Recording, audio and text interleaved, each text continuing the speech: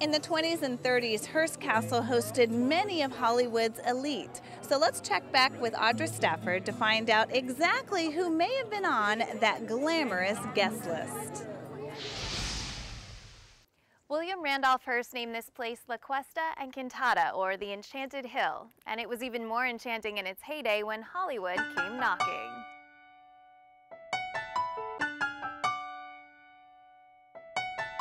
Since becoming a state park in the late 1950s, the 250,000-acre showplace in San Simeon, known as Hearst Castle, has seen a lot of visitors. We've had almost 40 million visitors in 54 years.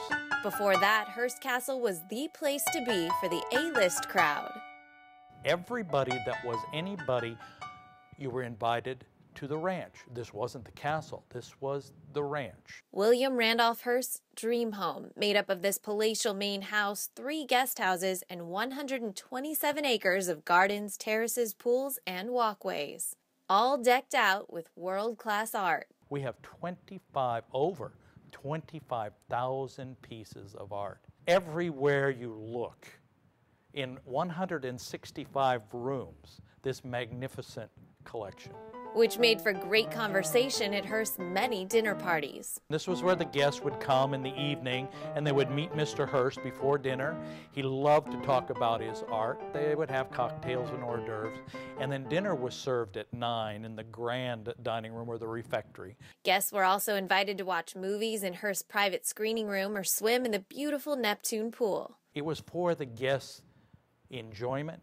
So it was eye appeal and comfort when they came here. That's what Mr. Hearst wanted to give his visitors. So it's no wonder those visitors were only too happy to indulge him. Calvin Coolidge and George Bernard Shaw and Winston Churchill and Douglas Fairbanks and Charlie Chaplin, they were all here. And all these decades later, Hearst Castle is still just as enchanting as it was back then.